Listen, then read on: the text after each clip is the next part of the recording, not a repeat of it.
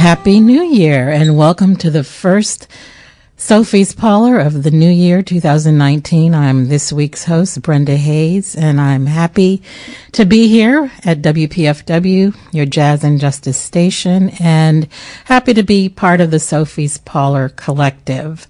You know, it's usually an acceptable thing not to ask a woman's age. Well, here at Sophie's Parlor, I have no problem saying that this radio program is the longest running, 42 years in fact, radio series about, by women, but for everyone. And today is no exception. I have a show that's chock full of information about organizations that are empowering women, artists, activists. In fact, the second hour will feature Liberated Muse.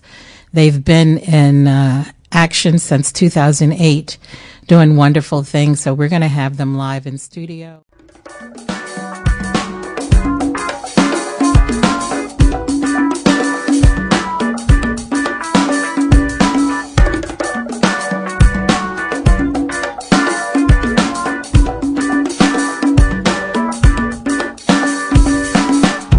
Unassuming I am at first on the scene, I take it all in, looking around to feel my way, know my surroundings before I begin. I bring the heat, I bring the light. Before there was darkness, now there is sight. At first you were cold, you are warm in my splendid light. You are reborn. Fire.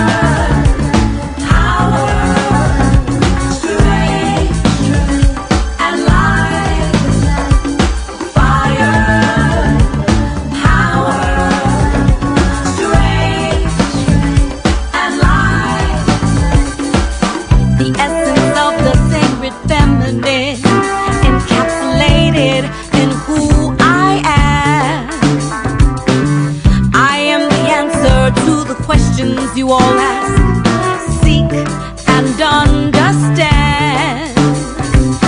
I bring the heat, I bring the light.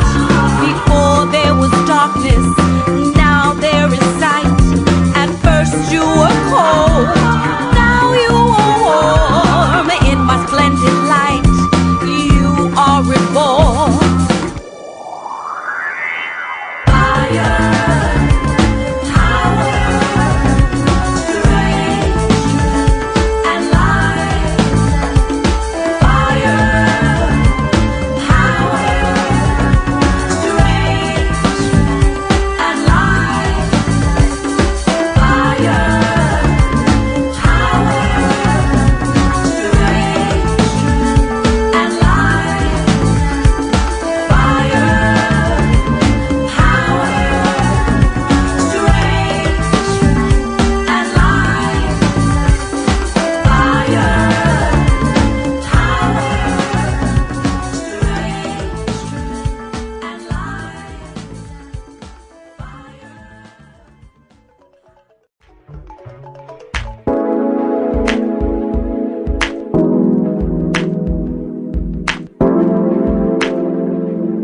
My inner goddess rejoices. She has been set free. I dug through hundreds of years of settled rock and debris, buried by colonialism, buried by slavery, Jim Crow, buried by redlining, mass incarceration, buried by community violence, drug proliferation, buried by ignorance, no knowledge of self-worth. I rose and I challenged the earth. I dug with bare hands, we were queens. Nails broken and bloody, we built the pyramids. Hands pained and muddy, we created civilization. Knees stiff, back broken, we were the first doctors among all nations. I see her, I feel her, her light shines. I am made whole and complete. The universe rejoices, the trees bend to my majesty. The sun shines brighter, the fruit grows sweeter. my goddess has found her way out of the darkness. We're one.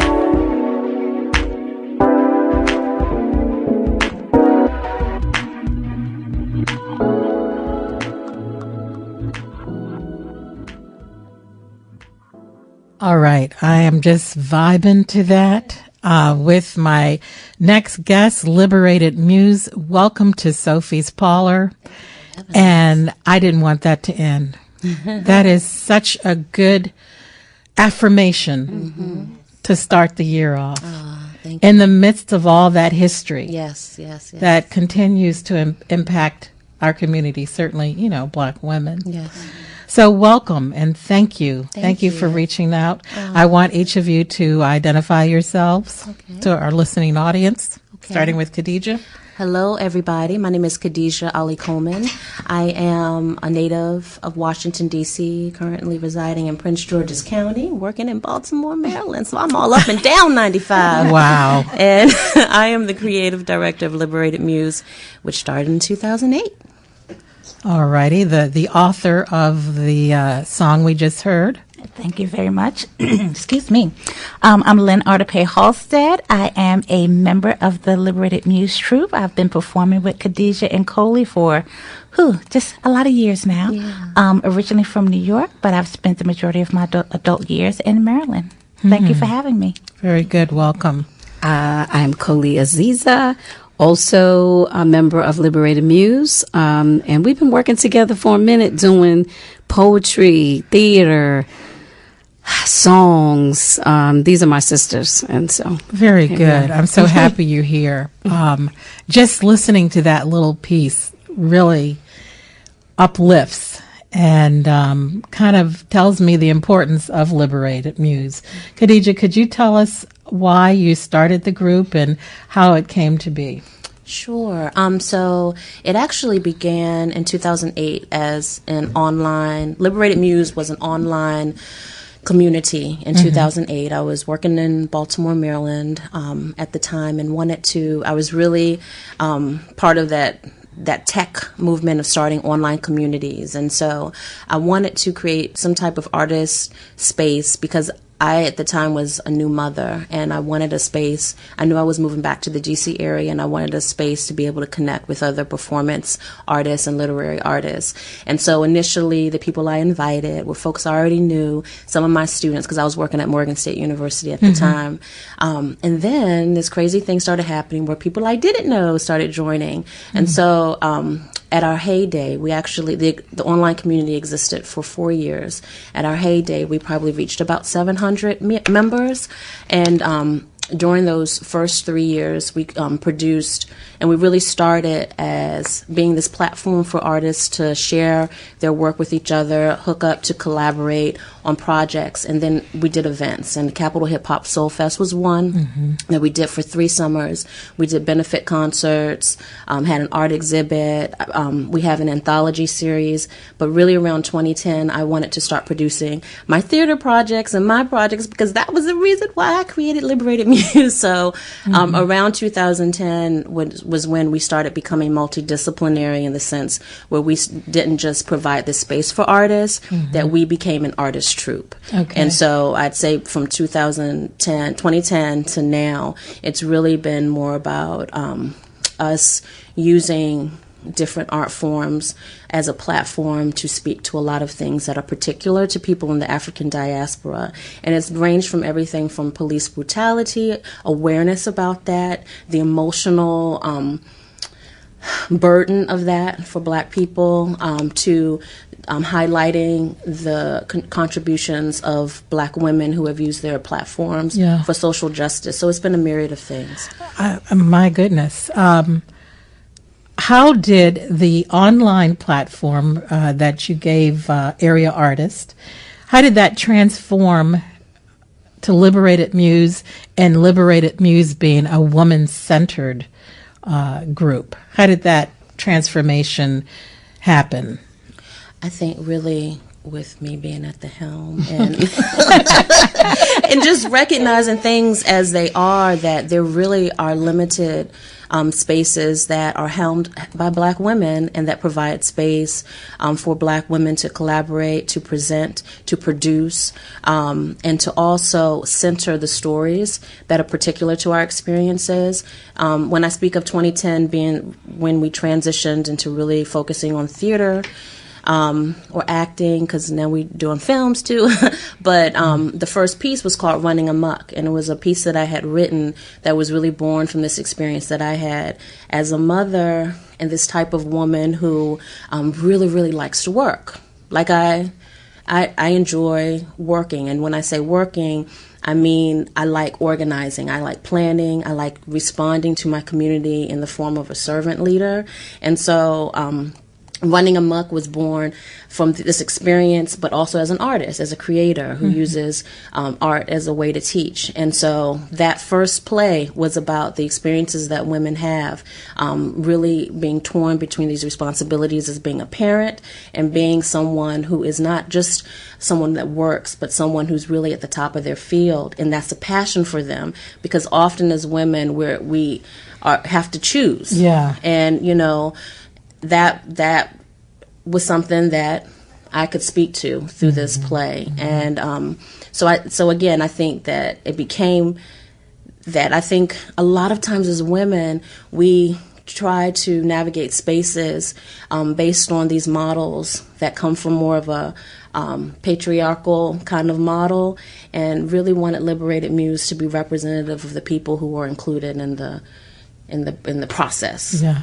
Speaking of including people, let's invite the other members. There are 4 members, yes. But the 4th couldn't make it. What's her name? That is our sister Angie, who is known, her stage name is Anonymous, and she is a singer and songwriter that's currently based in Baltimore, Maryland. She's originally from Eastern Shore. Okay. So we love you, Angie. Hi, Angie. Hey, Angie. So across from the table, we have 2 other members.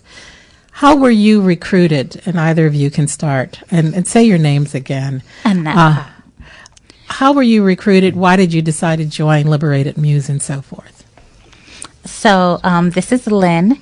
It's interesting because I had never really considered myself to be an artist. I love poetry. I fell in love with it in elementary school, reading Langston Hughes and his Madam series of poems kind of pulled me into poetry. And you wrote that first piece. Yes, I did write the first piece. Thank you.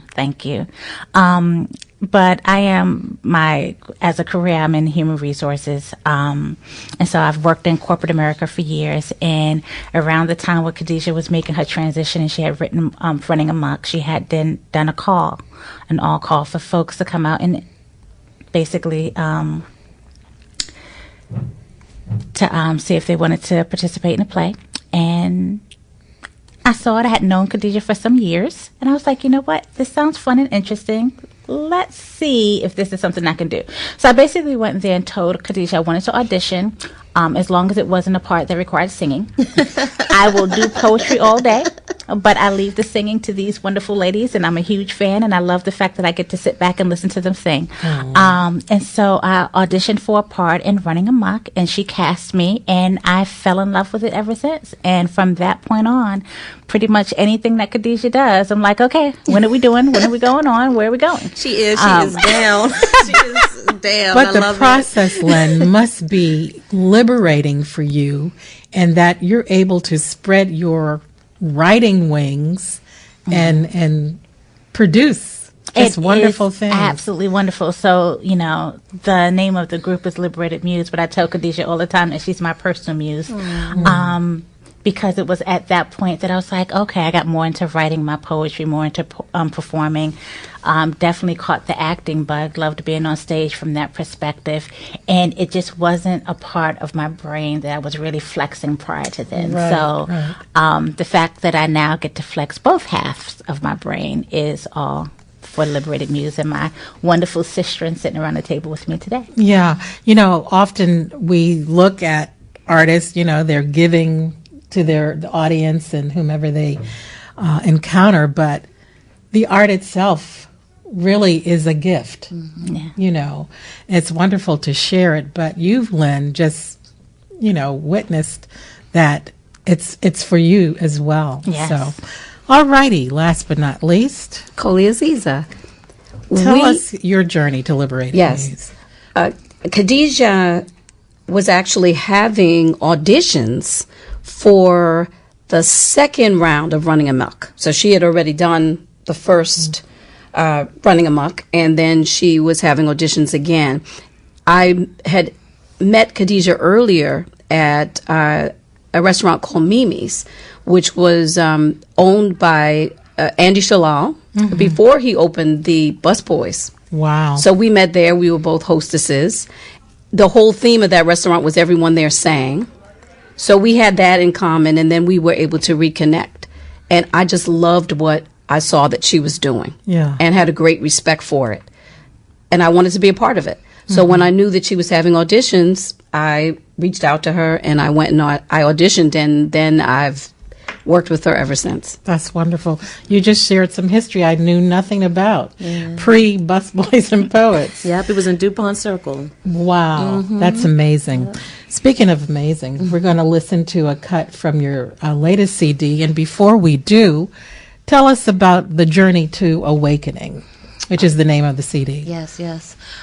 So we had decided that we wanted to put out a project that was not a soundtrack. We had already put out 2 soundtracks. Running Amok is a musical, as is one of our productions, When We Were Goddesses. And so we had soundtracks for both of those pieces. But between our theater pieces, a lot of our performances had really been revolved around social justice issues and women, Black women in particular. So we wanted to do a project that really was this culmination of some of the things that we had been addressing in our pieces between maybe 2014 and this year, in 2018, because we are not in 2018 anymore. Right. Happy New Year, everybody.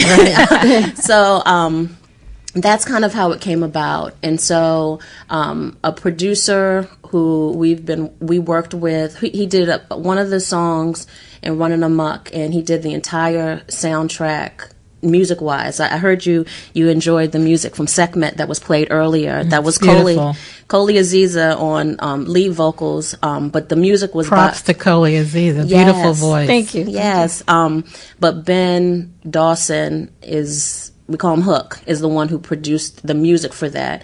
And so he is the one that produced the music for Awakening. And so what he had were a lot of song instrumentals that he hadn't really done anything with. So we really started to build songs around his music, and that's kind of how Awakening came to be. Very good. You're going to listen to music from Awakening by today's guest, Liberated Muse.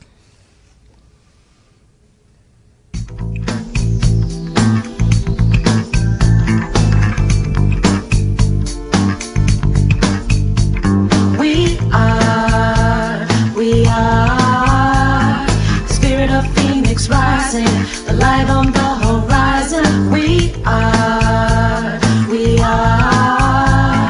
the truth already spoken, the real nobody's token. We are the seed in every flower, the source of all the power. We are the history in the making, the wisdom for the taking. We shine, we celebrate, we hold the candle high so others catch the shine. We say, we cast a song so loud, we make ancestors proud, no one can hold us down. We lead our people toward their free, together you and me can walk in destiny. We are the spirit of Phoenix rising, the light on the horizon. We are the truth already spoken, the real nobody's token. We are the seed in every flower, the source of all the power. We are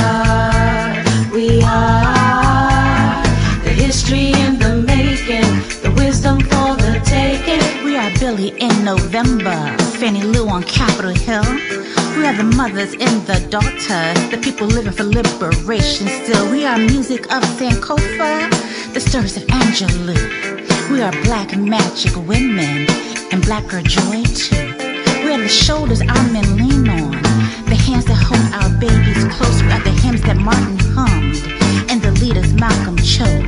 We are the women of the movement. We are the soul, the heart, the journey long. Are the voices unforgotten, raising names as we sing this song. We are the spirit of Phoenix rising, the light on the horizon. We are the truth already spoken, the real nobody's token. We are the seed in every flower, the source of all the power. We are the history in the making, the wisdom for the taking.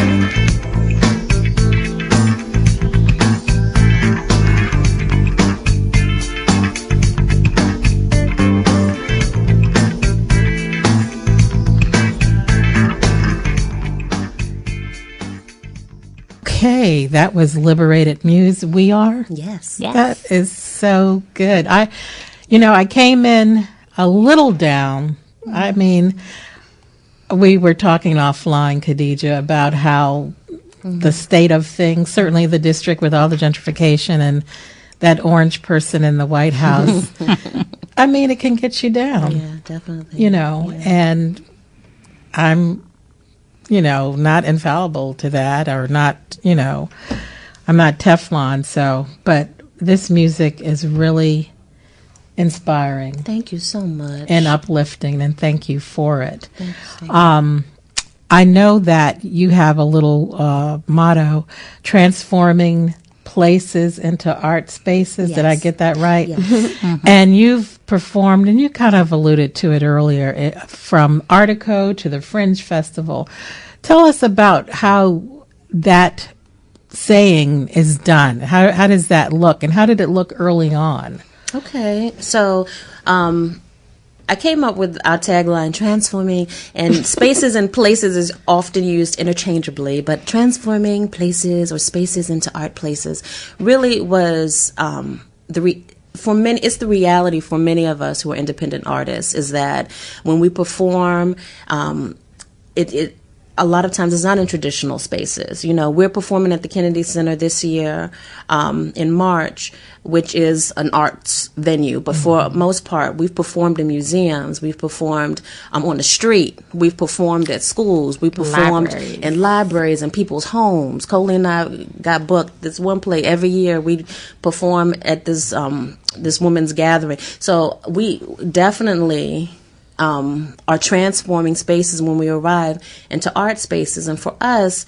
those art spaces are similar to what you would find in a museum. I even refer to the work that we do as curating, because it's not just really entertainment is at the bottom. If we had to have a list of 5 outcomes or objectives of our work, entertainment is fused or at the bottom when it's education, it's fellowship. That's really so inherent in what it is that we do. So that's pretty much why that tagline has existed since 2008. And it's reminiscent of how art, particularly in the Black community, was done. Like, I think of the Harlem Renaissance, the Parlor series, the house parties, rent parties, the rent parties, the living room performances, and I'm glad there's a resurgence of that. Yes. Because it really leaves you with a sense of community. Tell me how performing in non-traditional places and spaces, how that has worked for either of you or both of you. Coley, I feel it has really just helped build my artistry. Art is where I am. It doesn't have to be on a stage. The stage is wherever you are. Yeah. And so doing this has really built my confidence, my ability to communicate with whoever's in front of me, whoever the audience is. Also, just because our core, I think at the core of what we do is about community, about reaching folks and about lifting the community at the core. And so that's what, and I the reason why I reached out to Khadijah in the beginning was because I saw that in her and I knew what it meant to me. And so it's just, it's just a blessing. And just to know that you're out there like doing this and with like-minded folks.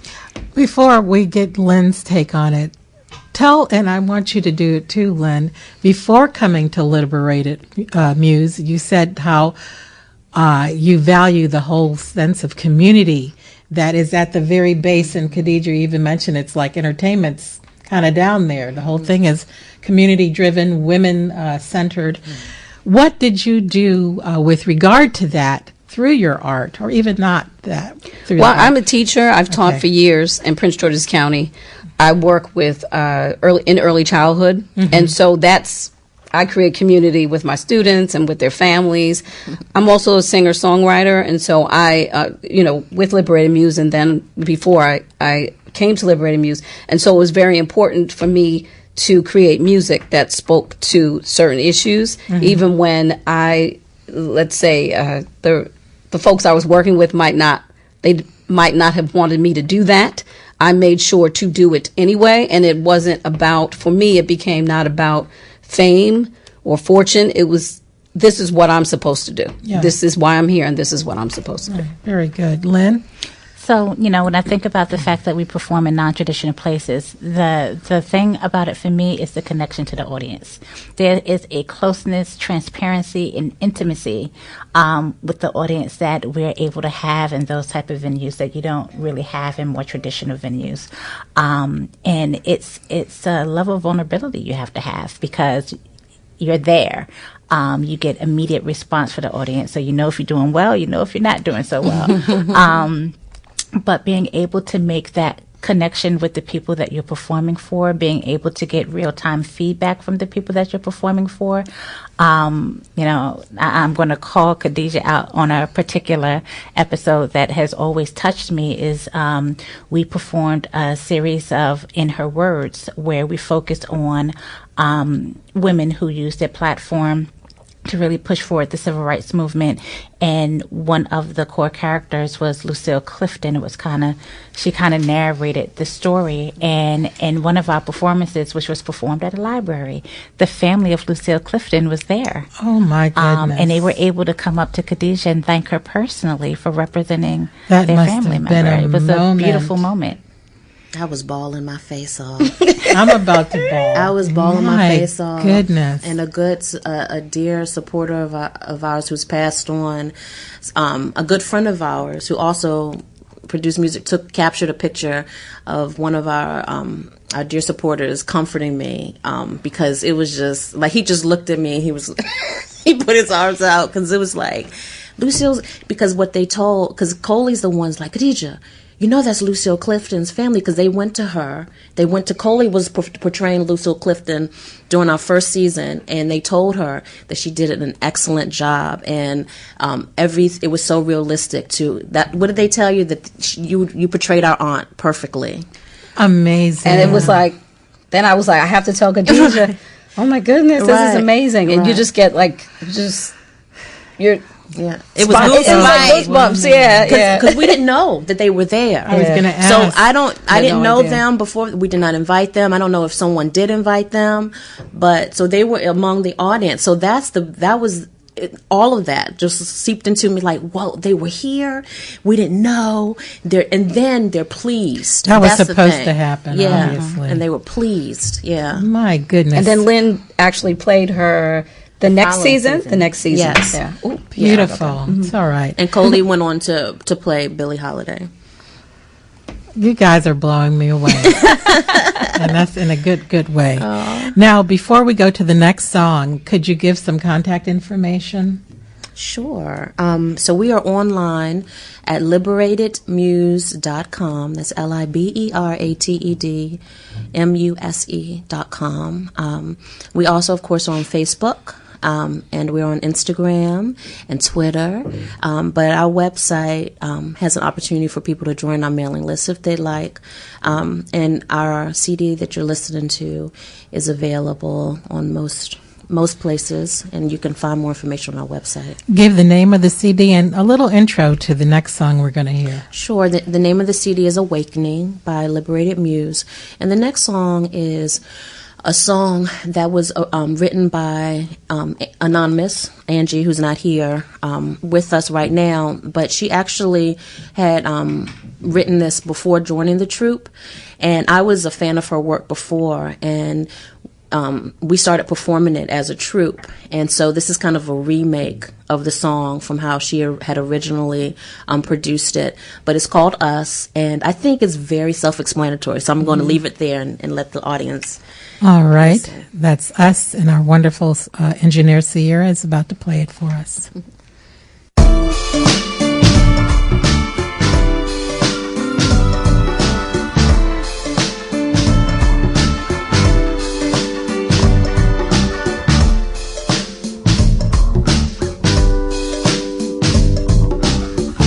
I think about all the great things that we've done. It makes me feel like we are unstoppable. We were once considered livestock, now the whole world rocks what we got. From slavery to free, from marching to liberty. And then I think about the shuffle, the constant struggle, the subprime loans and broken homes, economy push, a lying bush, spread of AIDS and the slave trade, crack babies crying and our leaders dying, false prophets lying, racial profiling, separate nation, gentrification, high illiteracy from bad education, the pimps and hoes and they turning tricks, Hurricane Katrina and Genesis, single mothers and brothers killing each other, and blacks in prison. Can somebody listen? Listen, listen. Can somebody listen? Listen, listen. Can somebody? Gotta feel it. We need some healing. We need some healing. We need some healing. We need some healing. I said I gotta feel it. We need some healing. We need some healing. We need some healing. We need some healing. Selling crack, too much gangster rap. It's all a trap, it's all a trap. A lot to stress ya, high blood pressure, downfall of BET. Can anybody hear me? Even worldwide with arrogant genocide. Where's the love? Where's the pride? We went from hangings to gang bangings, selling dope to self-hoarding all the world. I gotta feel it. We need some healing. We need some healing. We need some healing. We need some healing. I said I gotta feel it. We need some healing. We need some healing. We need some healing. We need some healing. I love my people, black people. I love my people, black people. I love my people, black people. I love my people, black people. Can somebody listen, listen, listen. Somebody listen, listen, listen. Somebody listen, listen, listen. Somebody listen, listen. We need some healing. We need some healing. We need some healing. We need some healing. We need some healing. We need some healing. We need some healing. We need some healing. We need some healing. We need some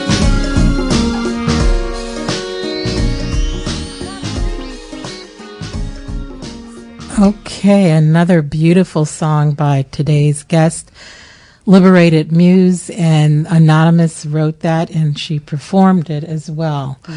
And the hook is, we need some healing. We need some healing. What is the part of the artist responsibility, or how can an artist help in the healing? How does that healing look? There was a litany of problems in gentrification and AIDS and drugs and so forth. how do we start? I know it's a big question. It's a big question. And have you witnessed healing individually as artists, and in the audience, have people come up to you? And I know it's not a magic wand thing, but how do we start this healing? It's interesting because, it's usually when we perform that song, we get a lot of people that come up and just hug us and thank us. And I think it revolves around a lot of truth that comes from our music. And I think when I think of artistry, as opposed to performance, because they're not one and the same. You can be a performer and an artist, but you can be a performer and not necessarily exhibit any artistry, because I think the inherent quality of artistry is really truth-speaking. Yes. And I think the public relies on art a lot of times to illustrate what the nuance and a lot of the things that is not part of the typical conversation. We're a society that's really accustomed to.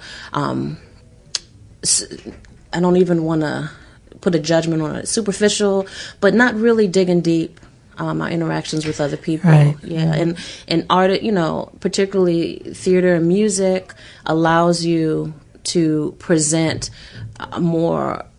Give shape to a lot of things that exist out there, and that's what is a catharsis for me, and that's why I do it. If I was asked or commissioned to do something that I did not agree with philosophically, then it would not be artistry to me, because I'm producing something but it's not truth. I mean, you just described the corporate media, yes. Corporate radio, corporate music. But that mentality has seeped into so many areas.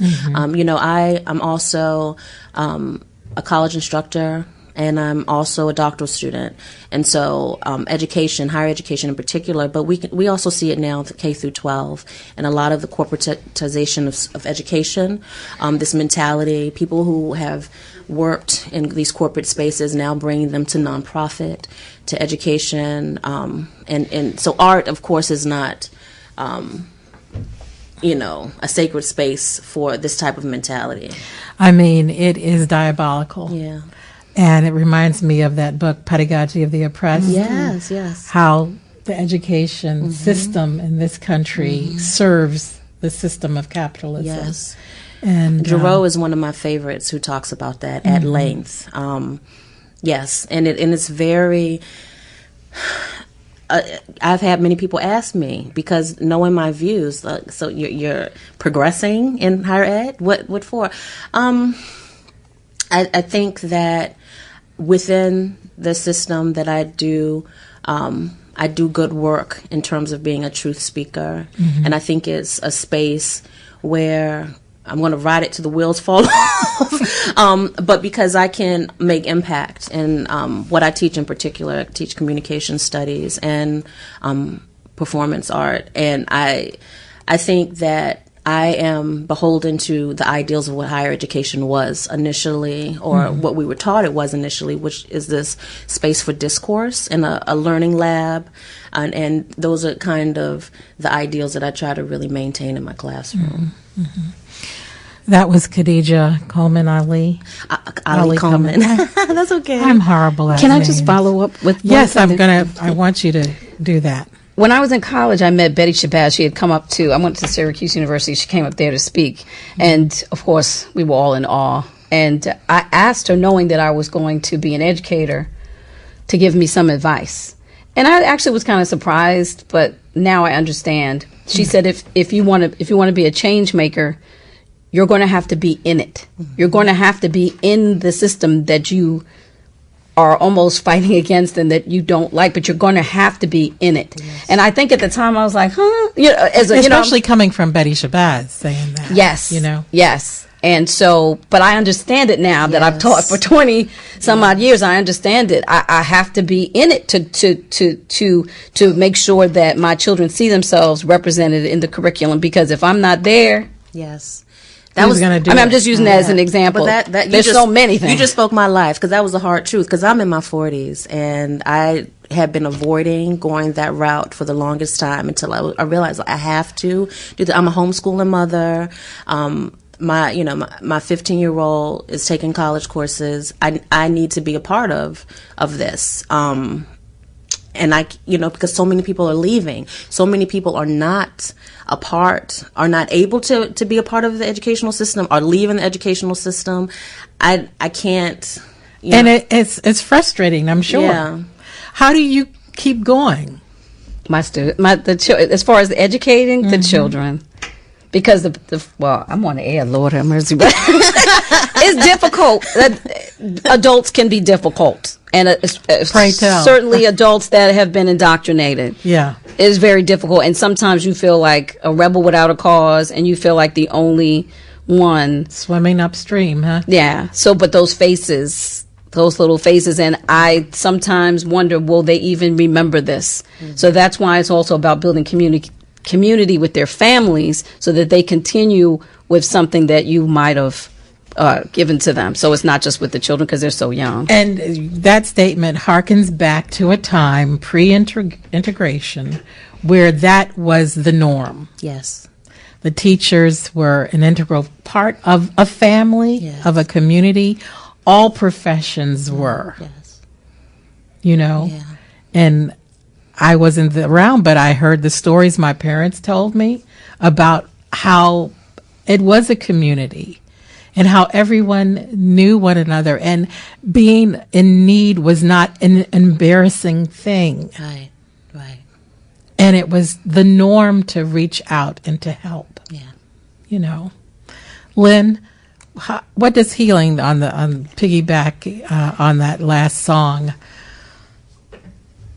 What does it mean to you? How do we do it? How do you do it through your art? Well, in regards to what has already been spoken, I think part of the gap, not all of the gap, but part of the gap is filled by the artistry. Part of the gap is filled by the artist who's able to speak the truth that is often hidden or denied in the textbooks. We've done performances where the audience members have spoken to the fact that they've learned something that they never knew before. Oh, I've gone through the education system and I never knew this about Nina Simone. I've never knew this about the civil rights movement. I never knew this about whatever that particular topic has been. Mm-hmm. And so when you can speak those type of truths through your art, is an education process that goes beyond the school system.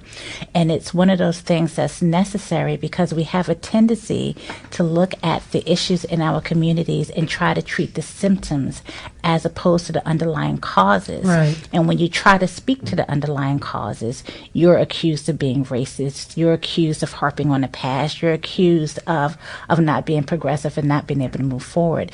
And as artists, we're able to sit back and say, no, we see the full picture. We know where this started from. We know where this poison in our community originated, and we're going to speak that truth. And it's something that we can do freely as artists that as teachers we're not always able to do, as educators, as the folks who've constructed the education system, they've hidden some of that information. So while I have Khadijah here who's grabbing them at the college level, and I have Coley here who's grabbing them at the preschool level, it's a process that allows an open audience, an open venue of folks to come and hear something that they may not have heard or been exposed to before. Beautiful, beautiful. We're going to take a break with another song. Who wants to give a little intro to Legacy? Legacy. Okay, that is my favorite song. So I'll take this one. So I absolutely adore the song, and I will. The song was written by Khadijah. The music, of course, is by Hook. I am not on this song, so the voices you'll hear on the song are Khadijah, Coley, and Anonymous. And this song touches me because I'm a mother of boys, so I have wonderful men in my life. I think about my husband. Shout out to Corey Halstead. So I think about my husband who suffers from what I call, big black man syndrome. So when you have a certain height, a certain skin color, a certain size, you're kind of intimidating just by your physicality. And I have a 22-year-old, 18-year-old, and a 17-year-old. And so when I think about these beautiful men in my life and how they go out into the world and how their beauty and their elegance and their just the poetry of who they aren't seen by a large percentage of the population. They're viewed as a threat. And there's fear in my heart in terms of how they're perceived and the life they have to lead, and the fact that, I had to break my children's innocence by telling them how to respond to police officers and things of that nature. And, Legacy speaks to that for me. This is a song for my men. So I just love the song. Thank you for that introduction. And we're going to hear from Liberated Muse once again with Legacy.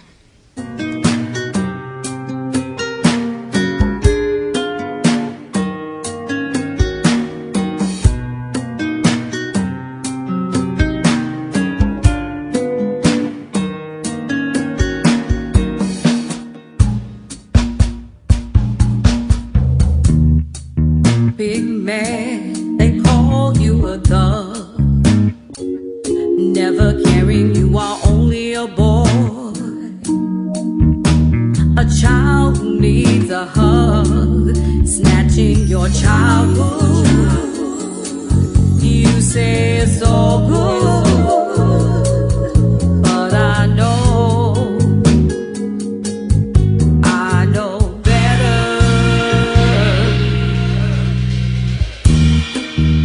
You don't have to act so tough. I know who you are.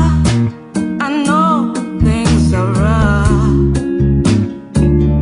In this world you made, it's everything. But you can be yourself in me. Your facade don't mean a thing.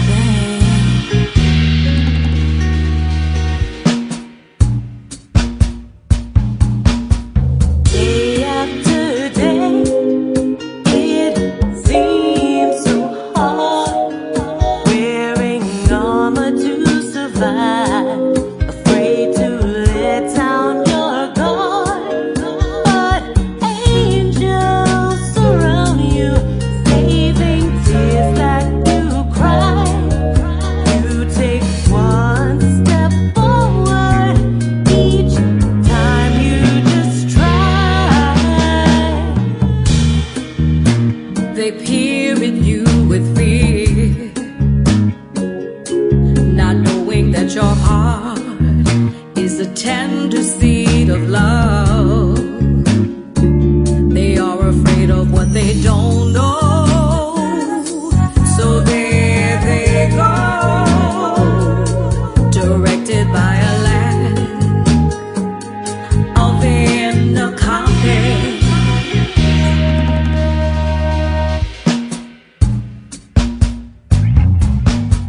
Day after day, it seems so hard, wearing armor to survive.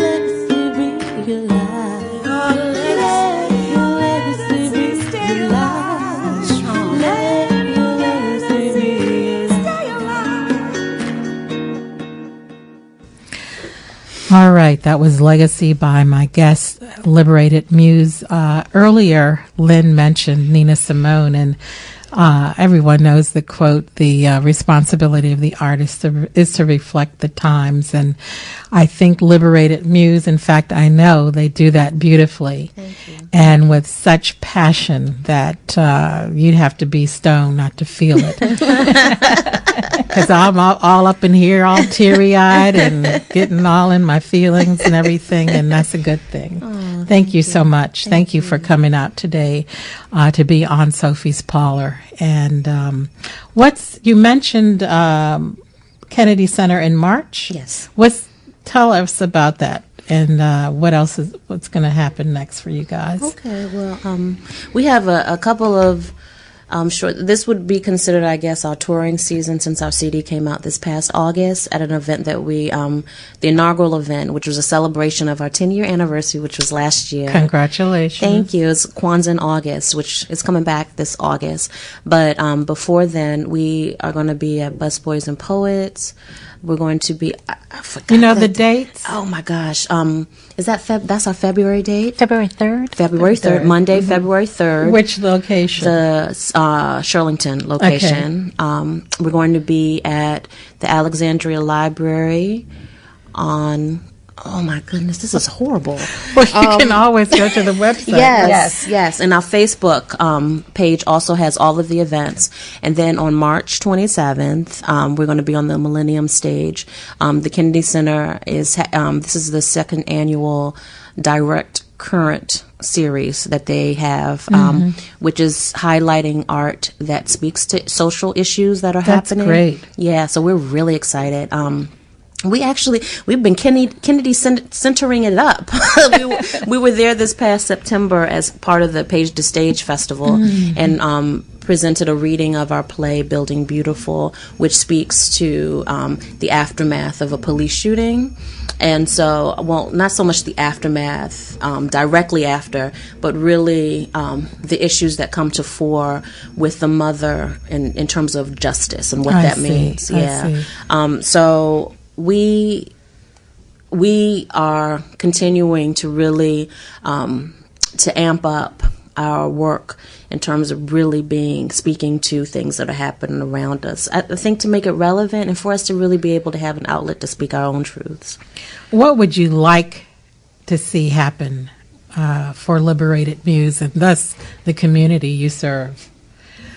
What are some of your plans and goals and ideas? Your desires for the group? Anybody? Well, I mean, there are a lot, but let me just say this. Khadijah Ali Coleman is a great playwright. Outstanding. There's so many things that she's great. She's blushing right now. But I go to plays a lot, as a person that wants to learn and, study as an actor. I want to learn and study. But I want to see her work everywhere. That's beautiful. And so for Liberated Muse, I want so many things. I want us to continue. I believe we're on the right. We're doing wonderful things, and I believe that we'll continue. But she is an outstanding playwright. And I go to see plays sometimes, and I say to her, "Well, it was okay, but you could have done better." Your play could. That's what I'm thinking. Speak truth. And so for the work that she does, the plays that we do are her plays. Yeah. So I want to see her stuff, on at Arena. I want to see her stuff. I mean, let's claim it. I want to see. I want to see her stuff on Arena stage. I want to see her stuff at we already did the reading of Building Beautiful. Yeah. But a staged act. It's going to happen. A fully staged play. So that's what I'm claiming in for the. You know what, the listening audience. I hope you feel it. But I am in the midst of a group of women who so support one another, who allow each other to come to the fore with your gifts and talents, to make the group just so beautiful. And Coley, you just exhibited that by saying this is what you want for the group. And that's a beautiful thing. And see, she'll take us with. So this is the thing. I mean, even if she didn't, I still love her. But I know this is how she is. She's just inclusive. So she's gonna, if she's doing that, she's gonna find a way to get you in there. That's what she does. She brings folks, give you some spotlight, right? And everybody doesn't always appreciate that. That's you right. know. That's but it's okay because she knows that we have her back. That's she beautiful. knows. That's beautiful. We have 4 core members of Liberated Muse, but we've brought multiple performers, singers, and artists to the forefront through the shows and the plays and the everything that's been put on through Liberated Muse. So it's just an all-encompassing arena. It's a gift. Yeah. Khadijah, what does this mean for you right now, this moment? I always am very overwhelmed when they speak such, because they're such blessings to me. All right, we're going to go to another song because they're so beautiful. And tell us the name of number 9. That's how I know it right now. It's number 9 is actually a spoken word piece. It's called An Activist Prayer. Yes. All right, here we go. An Activist Prayer, Liberated Muse. May we continue to breathe fire. Siphon ether from the molecular until our cells live beyond the cellular and our energy is time's infinity. May we know not the temptation to quit, never halting our predisposition to endlessly want to fix and recreate. Stand up, never satiate the powers that seek to destroy the very core of who we are. May we continue to shine like stars. Constellations in our concrete prisons, leading minds north to the horizon where the sky sun is our salvation and unity is unified without uniformity, casting off the chains of conformity. May we guide with knowledge, pinky fingered, linked with compassion, evoking the prayers of our ancestors with agile action. Falling back to allow our young ones to share the burden of this beast, telling our stories to ensure the continuation of this work at the very least. May we continue to breathe fire. May we continue to bring fire. May we continue to be fire. Blazing bright to burn down what is unjust. Becoming the flame is a must. Burn, baby. Burn, baby. Burn, baby, burn. May your light never extinguish.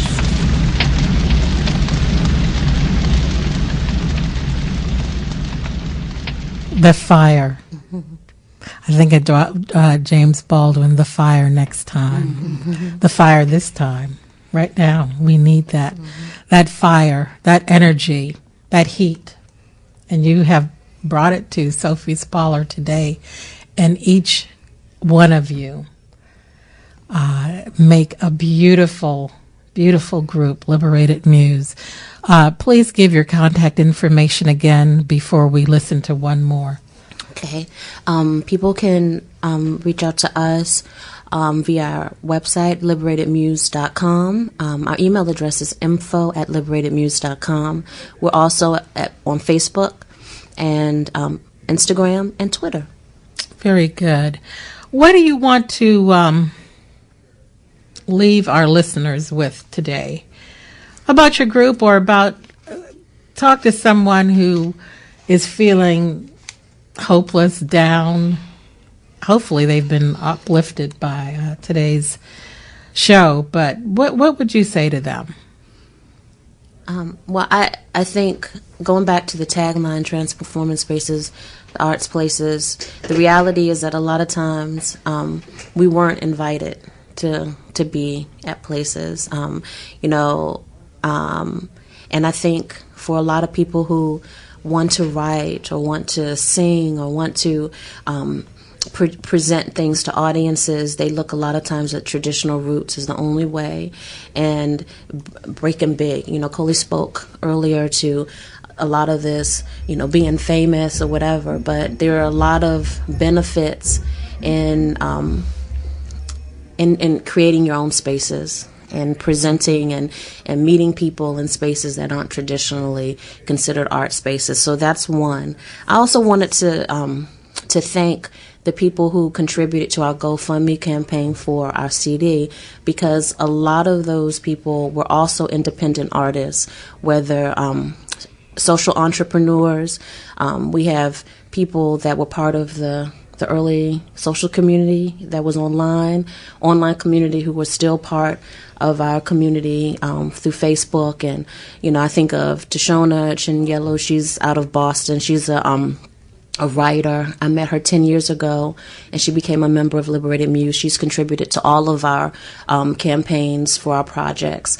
I think of Turtel Only. He's an artist. He did one of the Parliament album covers from back in the day. He's Parliament Funkadelic? Yeah, he's a professor out of Chicago and the father of the Black age of comics, and he was an early member of Liberated Muse. And Liberated Muse we have a family that's far reaching, but we really want those that are local and who are listening to us now to understand that you really do not have to ask permission, and you can create where you are and who you are among right now. That's it, being empowered. Yeah. Mm-hmm. That's beautiful. What are some of your parting words? So for me, my parting words is going to be very selfish, and that is buy the CD. Yes. Quick and to the point. It is wonderful music. It is empowering music, and I say this for Liberated Muse, but I speak for all independent artists. I see a lot of people complaining about the type of music that's on the radio. Mm-hmm. When you start supporting independent artists, when you start showing what type of music builds a community and what type of music we actually want to listen to, it'll help drive the direction that commercial music moves in. So, first I say support us, but overall I say support independent artists. Very good. We're going to put some music on number 15. 15 as we close out. Just put it down low, and we want to hear what Coley has to say. Definitely support Liberated Muse. We're out there. We're doing things all the time. We sometimes get a lot of support, and other times not. But we are consistent in our work. Our work is consistent. It's high quality. So definitely come out and support us. And I would just say to the artists that are out there, just don't stop. Just keep doing it. And I know sometimes you doubt yourself, because I know I have, but you got to keep doing it, and you got to work through it. And actually, whatever you're going through, the things that I've gone through in my life, the art has helped me get through it. So keep doing it. Know your craft, and just keep doing it. Make that move. Right? Artists have always been an integral part in change, and you guys certainly are. Liberated Muse, thank you for coming on today. I wish you all that you need to continue this beautiful journey. Thank you so much for having us. Thank you for tuning in to Sophie's Parlor. Keep listening to WPFW for Jazz and Justice. I am standing on solid ground. I am God's child. I am free. Feel the power in every part of me. Make that move, make that move, make that move, Liberated Muse.